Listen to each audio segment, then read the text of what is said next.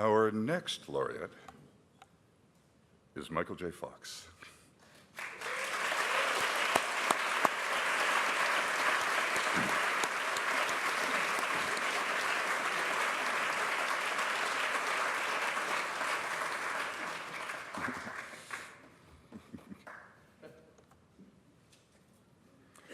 A respected and accomplished actor, well known for his award-winning work, originally on television, Family Ties, Spin City, in film, the Back to the Future trilogy. Other credits include dramas Light of Day, Casualties of War, comedies Hard Way, Doc Hollywood, Life with Mikey, The American President, The Frighteners, and on and on. Oh, and I can't forget Mars Attacks.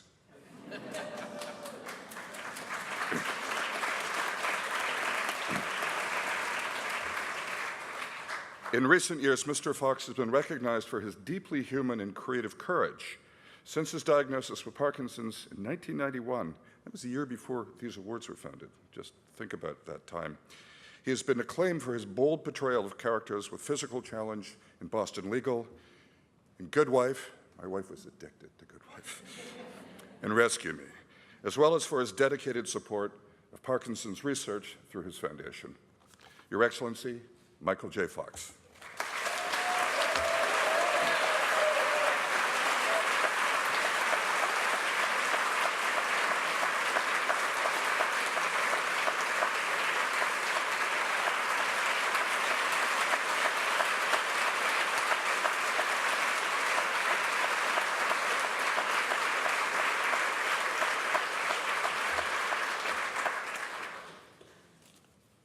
Fold this up in my pocket. Your Excellency, honored guests, mesdames et messieurs, je suis très reconnaissant et ému pour votre gentillesse. Merci infiniment. Happy sesquicentennial. When I think about Canada, my country, I think of its majestic beauty, its diverse culture, its vast distances, and the spirit necessary to overcome them. I point to that national sense of curiosity and to some specific Canadians when I consider my own journey as a performer. My dad served 25 years in the Canadian Army. In my lifetime, his postings included Edmonton, where I was born, Chilliwack, BC, and then all the way across the country to North Bay, Ontario. It was a hardship for my parents. We would stop and all stay in that old army tent on our way across the country. But for me, it was a great adventure.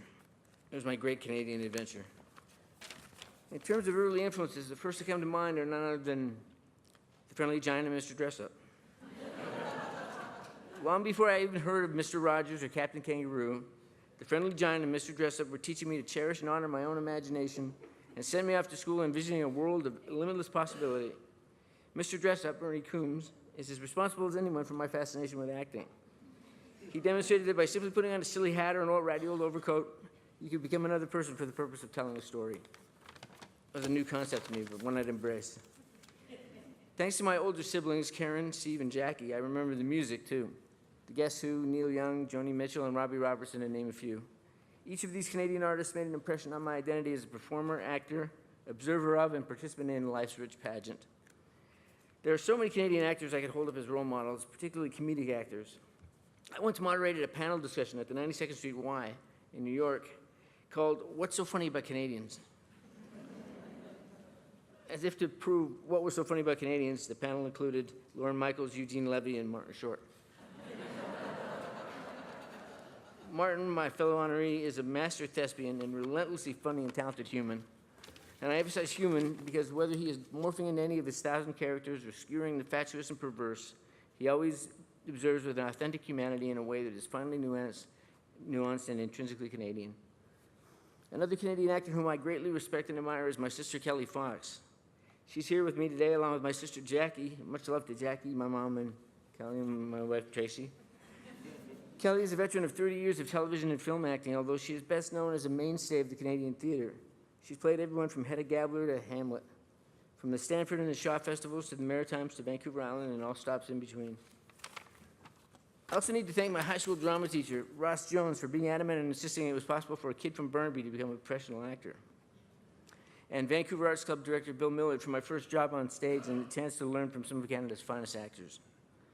I'd like to thank my wife Tracy for her heart, my mom for her soul, my father for his courage, my siblings for their irrepressible humor, and my children for my optimism. And I'd like to thank Canada for the warm embrace of home. One last thought. I often go to Rangers games in New York, and when Canadian teams come down, as Ottawa did so successfully in this year's playoffs, boy, that was really a heartbreaker. I sing along to both anthems with my hat over my heart, but I tend to sing "O Canada" just a little louder and with a tad more confidence because I learned it first and I know it best. I'm deeply humbled by your generosity in including me among the esteemed honorees here in Rideau Hall. Encore une fois, je vous remercie du fond du cœur.